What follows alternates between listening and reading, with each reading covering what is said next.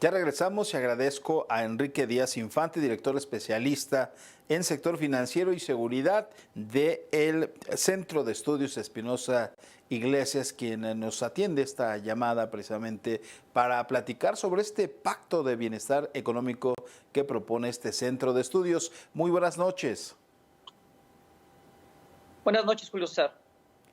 De inicio, sabemos, de acuerdo con los diversos análisis, más de 2 millones de empleos se calcula se perderán en esta contingencia. Cada día se empieza a agudizar la situación precisamente en las familias mexicanas por la falta de recursos, por la falta de empleo.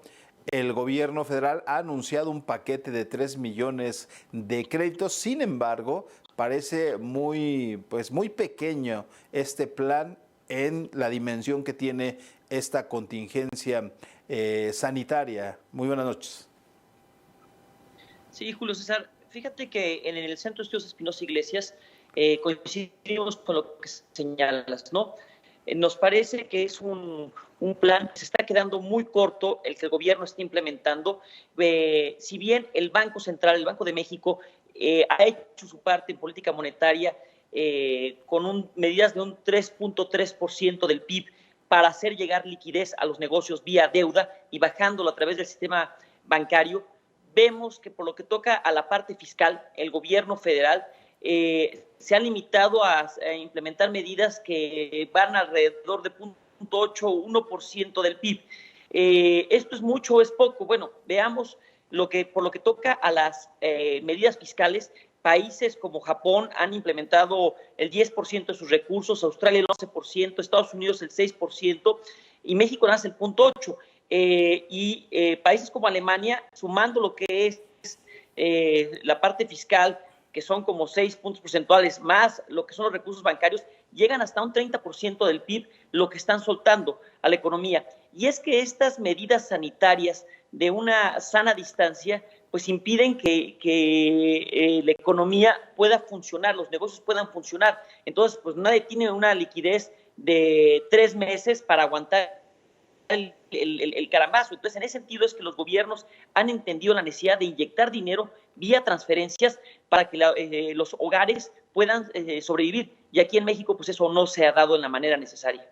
Enrique, sin embargo, la respuesta del gobierno es no más deuda, no nos queremos endeudar, vamos a hacer con lo que tenemos, vamos a atender precisamente esta situación. Ya bien lo advertías, Alemania, por ejemplo, el 30% del PIB.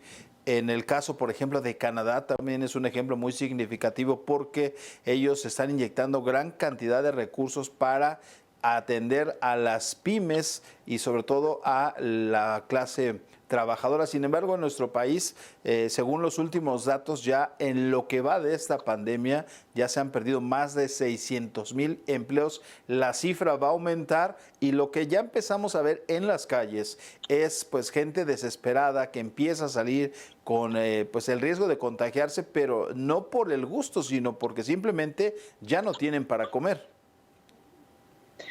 Es correcto, Julio César. Este gobierno está obsesionado con un plan de vuelo que, dado que el mapa cambió, ya no aplica.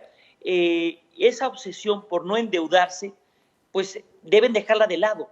Y tenemos margen para endeudarnos. O sea, sin ser irresponsables, nosotros como país tenemos una deuda pública de aproximadamente el 45% del PIB y ingresos recaudatorios del 17% del PIB, y sumando aprovechamientos de Pemex y CFE llegamos a 23 puntos porcentuales.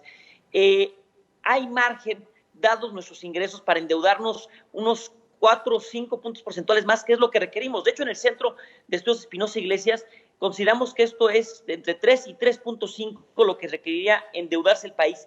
Si no nos endeudamos, si no tomamos ahorita las medidas para hacer las transferencias de recursos a los hogares, para cuidar los empleos, para evitar que las empresas cierren, la recuperación no va a ser una recuperación en V, va a ser una recuperación en una U, con un valle muy largo, y las consecuencias van a ser devastadoras en cuanto a cierre de empresas y pérdida de empleos. Este plan que ustedes proponen, ¿se lo presentaron al Ejecutivo? ¿Se lo presentaron a otros sectores políticos para revisarse y que vaya acompañado de otras propuestas? ¿Qué ha pasado con este plan que ustedes tienen? A ver, este plan económico integral de emergencia, como le hemos llamado, consiste en restituir el gasto de salud por lo menos a los niveles de 2015, es decir, 0.5% del PIB.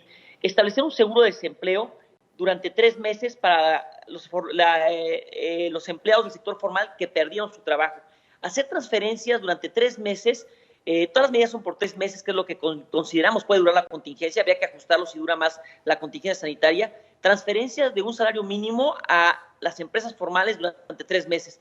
Transferencias durante 3 meses de lo equivalente a un mes de salario al sector informal y reembolso del ISR. Estas medidas no las hemos hecho públicas y fueron resultadas de discusiones de un grupo diverso de académicos, de especialistas, de exfuncionarios públicos y que van desde un espectro de la izquierda a la derecha, o sea que es muy plural el grupo y las hemos hecho llegar vía la opinión pública a las autoridades. Esperemos que las escuchen. O sea, no ha sido un llamado directo, pero pues ahí están, los hemos llevado por redes sociales, en nuestra página de internet, le hemos dado la máxima publicidad, entonces deberían estar al tanto de estas medidas que proponemos. Enrique, esta situación de centralizar los recursos, porque vemos también la propuesta que está en la Cámara de Diputados, va a ser votada donde se va a modificar el presupuesto de egresos por emergencia y donde el Ejecutivo Federal tendrá manga ancha para el manejo de estos cuantiosos recursos. Esta negación que tú adviertes de pedir un préstamo para atender esta urgencia inmediata, ¿no estaría encaminada más a una cuestión electoral calculada hacia el 2021 de centralizar los recursos y el gobierno, una vez que se modifique esta ley de egresos, pueda tener manga ancha para el manejo de los mismos? Mira, Cruzar, me gusta tu pregunta. Nosotros vemos con mucha preocupación que a esta crisis, gobiernos o gobernantes que tienen tendencias autoritarias lo están aprovechando para una concentración de poder. No es que lo diga yo, esto lo dice The Economist, en la revista The Economist, en su publicación de esta semana, y vemos que también es el caso de México. O sea, esta concentración de recursos presupuestales para discrecionalmente atender en la medida que considere y con las medidas que considere, brincándose a la Cámara de Diputados, son medidas de corte autoritario, que no hay necesidad de implementarlas. Yo creo que perfectamente pudiera la Cámara de Diputados participar en una sesión a distancia para aprobar las medidas que sean necesarias. Entonces, sí estamos preocupados por esta concentración de poder, por esas tendencias autoritarias por parte del Ejecutivo, sobre pretexto de la contingencia sanitaria. Finalmente, Enrique Díaz Infante, director especialista en sector financiero y seguridad de este Centro Espinosa Iglesias, de no realizarse esta ayuda como se plantea, no solo ustedes, sino hay otras instancias, instituciones que han dicho que el esfuerzo debe de ser mayor, de no hacerse, ¿cuáles serían las consecuencias en el mediano plazo para nuestro país? Bueno, nosotros hemos previsto que va a haber pérdidas de empleos de aproximadamente 1.6 millones de empleos, una gran cantidad de empresas, de negocios, 1 millón aproximadamente de negocios cerrarán. Ahorita el Fondo Monetario Internacional calcula que el decrecimiento de la economía va a ser de 6.6%, pero ya algunos bancos como Citibanamex están hablando de 9% del PIB o hasta dos dígitos. Entonces va a ser una crisis peor que la de la gran recesión y esto pues sin duda va a tener consecuencias de inestabilidad social, de hambruna. Y bueno, sobra decir las consecuencias electorales que va a tener para este gobierno en el 2021 el no estar actuando. Eso que parece ser la única voz que escucha el presidente, la de las encuestas, y que tiene la mira electoral, pues debería de preocuparse de la factura que le va a pasar a la sociedad si no se actúa en este momento. Pues agradecerte, Enrique Díaz, el tiempo dispuesto para este espacio y si nos lo permites, te volveremos a requerir para ahondar en estos temas de la agenda nacional. Muchísimas gracias, muy buenas noches. Buenas noches, Julio César.